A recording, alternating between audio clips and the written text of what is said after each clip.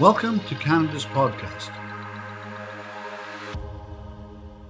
Bonjour tout le monde. Aujourd'hui, je suis avec Éric Simoneau qui se décrit comme un électron libre attiré par les communications et philanthrope. C'est sûr et certain qu'on veut en apprendre davantage sur d'où vient ce titre-là et qu'est-ce qui t'a mené à être ici aujourd'hui avec nous. Donc, Éric, merci d'être là. On prendrait le temps d'apprendre à te connaître. Donc, Éric, qu'est-ce qui t'amène ici là, sur le podcast entrepreneurial au Canada?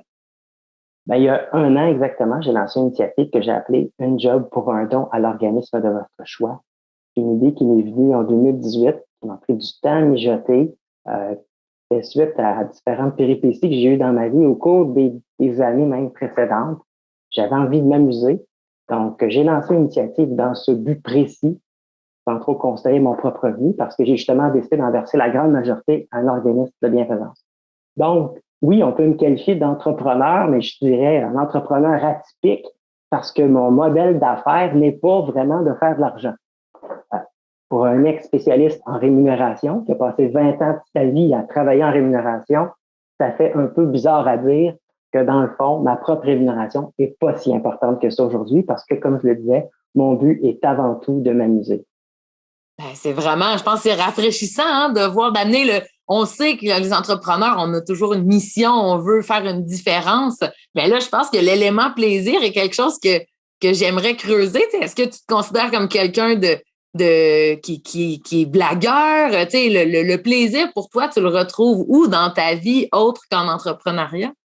Je suis quelqu'un de très rationnel. Les gens qui me connaissent vont être surpris peut-être d'écouter le podcast ou d'apprendre que j'ai lancé quelque chose quand même d'assez fou. Donc, j'ai travaillé pendant 20 ans en gestion des ressources humaines, en rémunération, la moitié en entreprise, la moitié en consultation. C'est un gars assez sérieux, là. Au travail, dans les heures de travail, je suis quelqu'un qui est à son affaire, sérieux, mais je ne tripais pas nécessairement sur ce que je faisais. Puis, à un moment donné, j'ai eu envie de goûter à autre chose et je me suis rendu compte que le panier de bonbons, il était là-bas.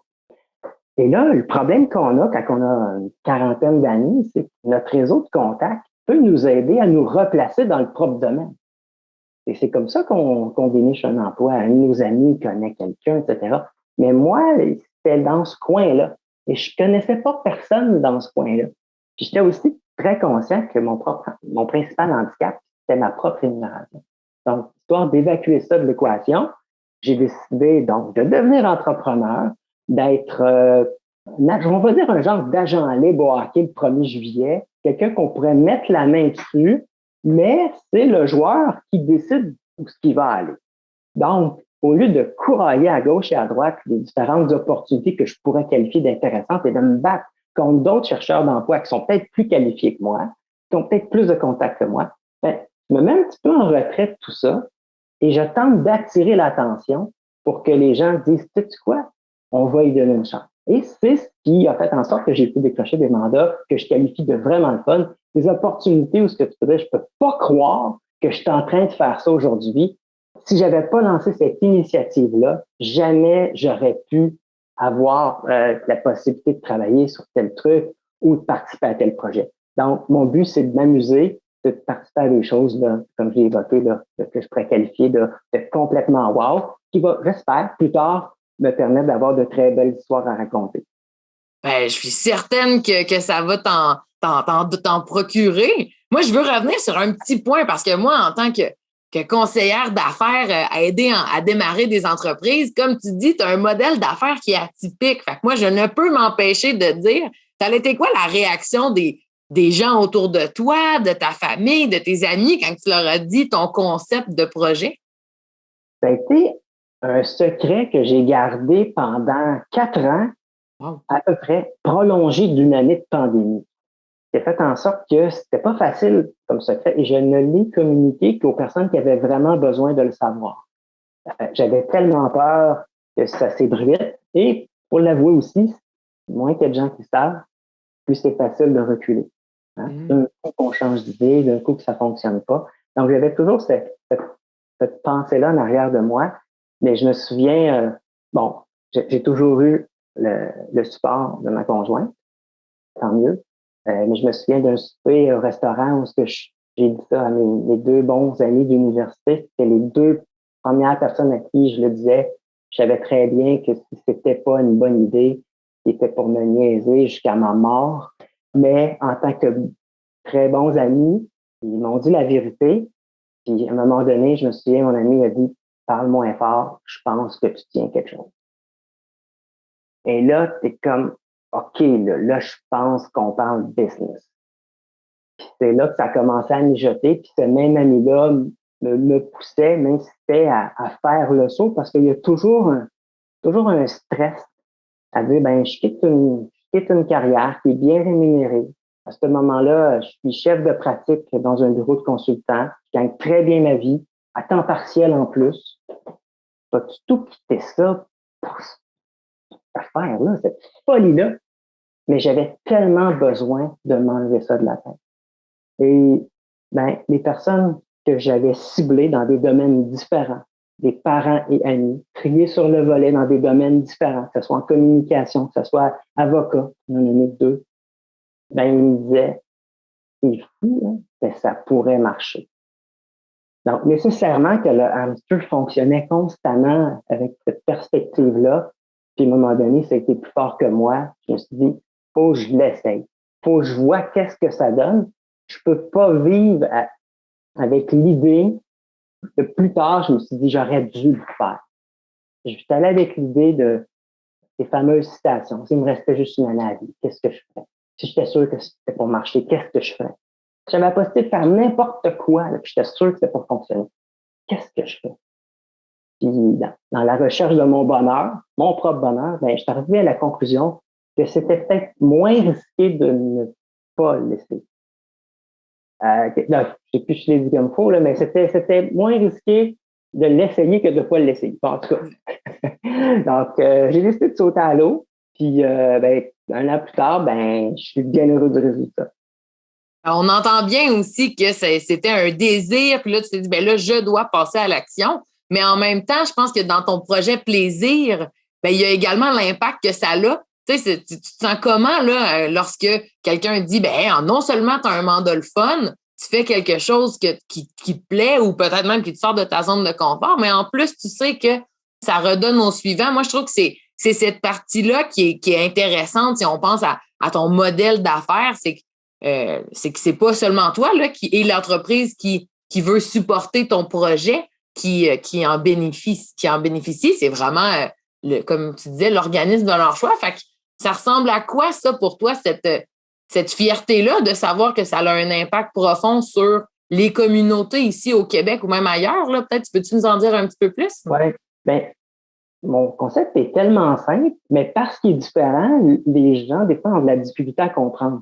Juste parce que c'est un petit peu outside the box, il y en a qui comprennent pas. Puis j'ai beau leur expliquer un peu que, ben, moi, je fais des mandats que je trouve super le fun, puis je verse la grande majorité de mon revenu à un organisme. OK, mais c'est clair. Mais il y a toujours. Mais là, ils comprennent pas parce qu'ils disent, ouais, mais là, comment tu fais pour vivre? Ça, c'est la fameuse question. Ben, la réponse que je donne pas mal tout le temps, c'est bien évident que si je vivais d'un chèque de paye à l'autre, après ma barre, j'aurais pas pu me lancer dans cette aventure-là. Donc, il y a un certain travail à faire en amont au niveau de ses finances personnelles pour avoir quand même un certain coussin. Puis, ce qui est arrivé pour la petite histoire, c'est que j'ai réalisé que j'avais pas mal suivi la recette. Quand je parle de la recette, c'est la fameuse recette que ce soit de Pierre-Yves Mixwin ou de Jean-Sébastien Pilote dans leur livre La Liberté 45 ou La retraite à 40 ans. Ben, on lit les livres et on se dit, ben, tu sais quoi, j'ai déjà fait ça. J'avais pas lu les livres, là, ils viennent de sortir. Mais je me suis rendu compte que, dans le fond, j'avais économisé une grande partie de mon revenu. Je m'étais payé en premier, qui a fait en sorte que je disposais d'un capital qui me donnait une liberté de choix. Quand on a la liberté de choix, ben on peut se permettre de faire une folie, de tenter des choses. Donc, je n'ai pas le stress de faut que ça marche. Il faut que ça marche rapidement. Mon stress n'est pas financier. Je fais ça uniquement dans un but de m'amuser. Donc, j'ai une réalité qui est pas mal différente d'autres entrepreneurs qui où ce que c'est leur pain et leur beurre. Et je respecte ça, je comprends ça tout à fait. Mais ma réalité est différente.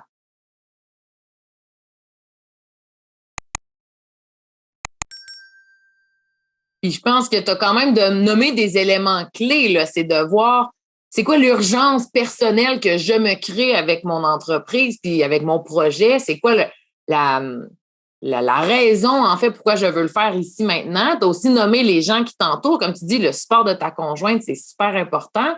Mais aussi, tu as nommé l'élément de se dire, ben si je ne fais pas ça ici maintenant, ben je le ferai peut-être jamais. Et tu as aussi, comme tu dis, ton expérience, ton expertise. Tu dis, ben, dans le marché qu'on est aujourd'hui, s'il y a quoi que ce soit, si je n'ai pas de plaisir, justement, je peux toujours retourner en arrière, mais on entend que le fun est trop gros pour retourner en arrière. Ben, il y a des études qui ont démontré que les gens regrettent plus ce qu'ils n'ont pas fait dans la vie. Donc, il vaut mieux passer à l'action. On va peut-être avoir des regrets, là, mais ils vont être moins grands que de dire, ah, j'aurais donc dû, qu'est-ce que ça aurait bien pu donner? Donc, je suis dans une optique de, c'est pas grave. Donc, je vais essayer de décrocher des mandats le fun. Puis si j'en décroche pas trop, ben, c'est pas grave. Je vais essayer de devenir conférencier. Puis si je fais pas trop de conférences, ben, pas grave. Mais à chaque élément, je vais aller chercher un petit quelque chose, je vais aller chercher du fun. Puis c'est cette petite addition-là d'un petit peu de fun ici, un petit peu de fun là, qui fait en sorte que ma dernière année a été complètement folle, bizarrement très occupée à avoir du fun. C'est bizarre, là. Je ne suis pas mis riche, j'ai eu du fun. Puis bien évidemment que les organismes en bénéficient. Je vais pas tout dire, mais bon, on va me voir un petit peu, là. J'ai fait des contributions quand même non négligeables, avec visibilité. Donc, oui, on pourrait dire que je suis philanthrope. C'est toujours des mots que j'ai de la misère à me mettre en bouche. Quand on dit, ah, Eric, c'est un entrepreneur. Eric, c'est un philanthrope. Oui, c'est bizarre. Et tu vois, quand j'ai sondé un peu les gens disent, ben, je pense qu'Eric, c'est un électron libre attiré par les communications et c'est un philanthrope. C'est quelque chose c'est une nouvelle identité que je prends peu à peu la peine de m'approprier. Puis au fur et à mesure que tu te l'appropries, là, ce qualificatif d'entrepreneur, c'est quoi les compétences ou les choses que tu as développées ou que tu as découvert en fait en toi là, que dans ta carrière précédente, avant d'être entrepreneur, tu n'avais peut-être pas autant expérimenté? Ben, j'avais déjà expérimenté beaucoup de choses. Je savais quand même, dans une certaine mesure, dans quoi je m'embarquais. La pandémie est venue tout chambouler parce que moi, j'étais pour lancer mon projet là, en mars, juste quand ça a commencé. Là, quand le pire a commencé, là, quand tu parles de mauvais timing, là, c'était là. Ça m'a obligé de prendre un pas de recul. Je suis allé suivre une formation en lien avec l'entrepreneuriat, justement, et ça m'a fait voir les choses d'une perspective beaucoup plus large. Et là, je me suis dit, pour avoir du succès, faut pas que j'ai la pensée magique. Au début, j'avais un peu la pensée magique de me dire, ben, mon idée est bonne, donc ça va fonctionner, c'est sûr, puis rapidement. Puis là, si en plus, il y a telle affaire qui se passe, c'est sûr, moi, ça peut un coup de circuit. Pas de même, ça marche. Donc, il fallait, je vois mon projet d'une façon plus holistique. Donc, d'attacher des morceaux que j'avais pas pensé et de planifier tout ça avant de faire le fameux lancement. Donc, je pense le site Internet, bon, c'est quelque chose auquel j'avais déjà pensé, mais mettre aussi une infrastructure au niveau des médias sociaux. J'avais une liste d'abonnés avec un magazine que j'offre gratuitement sur mon site Internet. Toutes les choses qui sont rattachées pour développer une communauté. Rattacher les gens parce que tu te dis, ben là, la journée où c'est arrivé, il y a eu un article dans la presse, ben, c'est un domino important qui tombe. L'infrastructure est là pour que je puisse capter les courriels des gens qui ont envie de me suivre. Si j'ai 5 minutes de gloire dans ma vie, faut que je sois présent. Et si cette infrastructure-là n'est pas là, après les 5 minutes, il reste quoi? Ben là, j'ai pu donc disposer, je dispose encore d'une liste de distribution qui me permet de contacter ces gens-là, d'avoir des gens qui me suivent sur Facebook, sur Instagram. Donc, d'attacher les différents morceaux.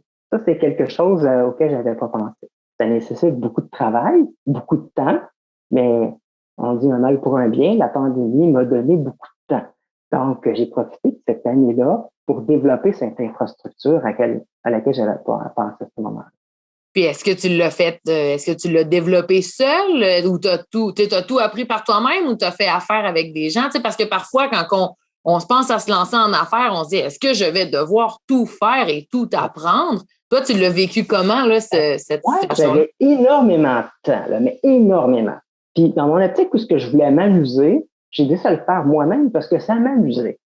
Mais, tu sais, je veux dire, j'ai fait mon magazine, passé peut-être 400 heures. Quand j'inclus les lectures, là, c'est énorme, mais ça m'amusait.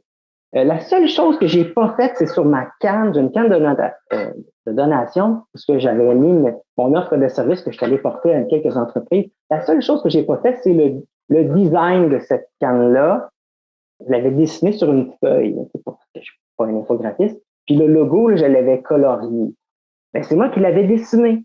Mais je n'étais pas capable de mettre ça sur l'ordinateur. Fait que j'ai payé quelqu'un. C'est mon seul déboursé. Le restant, j'ai tout fait. Que ce soit mon site Internet, la mise en page de mon magazine, même tous les autres petits trucs, là, j'ai tout fait. Ça va pas un temps fou, là. Même obtenir on dit le numéro d'entreprise du Québec, là, le NEC, là, c'est marqué dessus, ça prend 10 minutes. Quelqu'un qui fait ça à longueur de journée, c'est vrai que ça prend 10 minutes. La première fois, c'est stressant. Tu connais pas trop comment ça marche, puis ça te prend 1 heure et demie. Fait que moi, il y a bien des affaires qui m'ont pris bien du temps. Puis à refaire, ben, ça me prendrait moins de temps, mais c'est un apprentissage. J'ai pris énormément de notes. Donc, que ça soit sur WordPress, pour faire mon site Internet, tout le temps des petits pépins, parce que là, je suis rendu webmaster tout d'un coup, là, quand on fait notre propre site Internet. Fait qu'il faut être capable de régler des petits problèmes techniques. Donc, oui, je passe pas mal de temps, mais tant qu'on s'amuse, c'est pas grave. Puis si tu avais justement un conseil aux gens qui se disent, ben moi, j'ai un projet, ça fait quelques années, parce que comme tu dis, ça fait mûrir ton projet quand même pendant 4 ans avant de concrètement passer à l'action. Qu'est-ce que tu aimerais leur partager à ces gens-là ou qu'est-ce que tu en as tiré comme leçon là, dans la dernière année? Ben, moi, je dirais primordial, c'est d'être hyper organisé. Puis les gens qui me connaissent vont dire, oh mon Dieu, tu es tombé sur le bon gars. Ben, être hyper organisé dès le début. Parce que, à un moment donné, il y a plein de choses qui se passent. OK, il faut que je mette mon CV à jour. Il faut que je fasse le site Internet. Il faut que je fasse le magazine. Oh, il me vient une idée sur telle affaire. Ben, j'avais un fichier Excel, un master file où que je compilais toutes mes idées. OK, j'ai contacté telle personne. Elle m'a dit telle affaire. Elle m'a dit qu'il fallait que je la rappelle dans 8 jours. De tout consolider ça. Parce qu'une belle journée, il se passe de quoi, que ce soit la pandémie ou quoi, puis on y retourne dans 1 an et demi, puis on dit, OK, où est-ce que j'en étais là-dedans? Qu'est-ce qu'il m'avait dit de faire? Qu'est-ce qu'il fallait que je fasse? Donc, d'être hyper bien organisé, ça, c'est vraiment primordial parce qu'on peut pas s'en sortir sinon. Mais c'est une force, l'organisation, pour moi. Mais je fais pas de cachette que quand je me suis lancé dans cette aventure-là, avant, j'avais une équipe. Fait que mon premier réflexe, c'était de dire, bon, OK, je sais ce qu'il y a à faire. Maintenant, telle personne, non, dans le fond, c'est moi qui va s'occuper de tout. Ouais, OK. Je suis plus chef d'équipe, là. C'est moi l'équipe. Fait que c'est quand même OK, ouais, parce que le monde a beau me dire, hey, go, Eric, c'est super bon. On le vit, là. Puis je respecte tout à fait ça. Donc, on est obligé de dire, OK, ouais, OK, il faut tout que je fasse. C'est ça, puis ce que j'entends, c'est de se dire, ben oui, il faut tout que je fasse. J'entends qu'il faut avoir le désir d'apprendre, mais aussi de connaître ses forces. Tu savais que toi, tu étais organisé, structuré, puis que ça allait devenir une force dans ton parcours entrepreneurial. Fait que de capable de cibler ça avant, et peut-être aussi, si on parle de l'autre côté, là, le côté qu'on parle un peu moins, là, c'est quoi les faiblesses qui ont peut-être ressorti dans le démarrage de ton projet que tu dis, ouais, ça, là, il a fallu que je mange des croûtes parce que j'ai trouvé ça tough? Ben, il y a tout le volet informatique. Moi, j'avais suivi une formation à l'Académie Zéro Limite, pour pas la nommer, où il y avait une infrastructure quand même minimale au niveau du site Internet. Donc, énormément de choses à visionner. Je sais pas comment les gens font pour passer à travers tout le matériel quand ils sont déjà en emploi. C'est comme ceux qui étudient là, au HEC le soir, là, chapeau. Je sais pas comment vous faites. Moi, j'avais mes journées qui étaient consacrées à ça à temps plein. Je sortais vraiment de ma zone de confort. Là. Moi, je suis un gars de ressources humaines, puis là, tout d'un coup, il fallait que je développe un site Internet. C'est stressant, avec le lien avec MailChimp, puis là, tu sais, j'ai l'air d'un gars qui connaît ça, là, mais tu sais, je veux dire, j'ai un cartable, puis c'est pas, ben, j'en ai deux. On peut push chacun d'épais, mais les prix des notes. Donc, c'est stressant. Donc, quand on met les choses en ligne, etc. Donc, oui, ça, j'avoue que c'était plus ou moins agréable. Même encore aujourd'hui, là, des fois qu'il faut que j'y retourne, là, toujours peur de faire plus de dommages que de problèmes que je vais régler, là. Oui. Ouais. C'est vraiment super. Puis si on regarde là, ton entreprise, où tu es maintenant, tu célèbres ton 1 an bientôt, où tu vas avoir le célébrer quand on va faire la publication de l'enregistrement. Mais si on se reparle dans 5 ans, là, toi, c'est quoi là, la vision? Là? Ça ressemble à quoi l'impact que tu veux avoir, où que tu veux amener ton entreprise? Ben, moi, c'est toujours dans une optique de m'amuser. J'ai pas de plan de match. Je fais confiance au destin. Il y a des super belles opportunités qui sont présentées devant moi. Il y en a que j'ai refusées parce que quand on dit oui à quelque chose, ben on est obligé de dire non à quelque chose d'autre. Donc, je fais la fine bouche. Je veux des projets flyés. Je veux des belles histoires à raconter, comme je le mentionnais. Donc, mon objectif, c'est pas de faire 12 projets, 15 projets, travailler à temps plein. Mon objectif, c'est juste de m'amuser. Euh, Parallèlement à ça, je suis en train de travailler au développement d'une conférence, un peu sur mon histoire, certains apprentissages que j'ai faits en lien avec les différentes avenues pour vivre une vie à sa mesure en fonction de ce qu'on a envie, parce qu'il y a différentes façons de vivre sa vie. On n'est pas obligé de travailler jusqu'à 65 ans.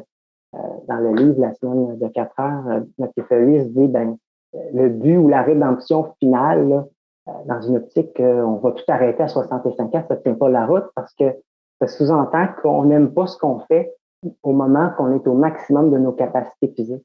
Donc, c'est de revoir un peu le concept de notre carrière, prendre un pas de recul de notre vie, je dirais. Il n'y a pas juste la carrière, hein, de prendre un pas de recul par rapport à notre vie puis de dire comment je vais gérer les années qui me sont allouées à vivre sur cette terre. Et moi, le calcul que j'ai fait, c'est de dire, tu sais quoi, je vais en profiter au maximum. L'être humain est né pour être heureux. On doit rechercher le bonheur. Qu'est-ce que je vais faire pour atteindre ce bonheur? Donc, aussi cartésien que je suis, ça se résume à qu'est-ce que je fais pour passer du point A au point B, B étant le bonheur. Comment je m'y dirige? Et mon objectif est très simple pour les prochaines années, continuer de m'amuser. Ben, Éric, je trouve que c'est une excellente note sur laquelle on va se laisser aujourd'hui parce que ça résonne tellement, j'espère. Enfin, on le sent, là, ton cœur, ta passion, le plaisir pour ce que tu fais. Puis j'espère vraiment que les gens qui nous écoutent, qu'il y avait peut-être un petit quelque chose qui se dit, hey, ça, là, j'aimerais vraiment le faire ou ça viendrait augmenter mon indice de bonheur personnel. Mais je pense que tu as réussi aujourd'hui à expliquer que c'est possible. Tu as donné des éléments clés, justement, qui peuvent aider, se connaître, avoir la curiosité de tout apprendre, s'entourer, parler avec les bonnes personnes. Je pense que si tu es capable de l'avoir fait et d'avoir laissé derrière là, tes 20 années d'expérience dans un cadre et là, de dire je le fais pour le plaisir, je pense qu'aujourd'hui, tu vas avoir réussi à partager ce souffle-là. Si tu avais un dernier mot à dire, quoi que ça va être difficile de topper celui-là. Faites-vous confiance, ayez l'audace d'oser. Puis, voyons voir ce que ça va vous mener. Bon, fait que tu l'as mentionné tantôt, les gens ils peuvent te suivre, peuvent suivre ton aventure. C'est quoi la meilleure manière de te contacter s'ils veulent te rejoindre ou prendre contact avec toi? Sur mon site internet, ericsimoneau.ca, il y a tous les détails en lien avec mon initiative Une job pour un don, qu'on peut aussi retrouver sur le site unejobpourundon.ca. Donc, un petit peu qui je suis, qu'est-ce que je fais, mes coordonnées, un blog, mon magazine gratuit, Argent Comptant, 34 pages, quand même beaucoup de contenu, 94 références bibliographiques, donc c'est pas moi je pense que, là, c'est quand même quelque chose d'assez colossal, c'est très sérieux. Donc, les gens peuvent me suivre de différentes façons aussi sur les réseaux sociaux usuels, LinkedIn. Merci Éric d'avoir été avec nous aujourd'hui. Grand plaisir.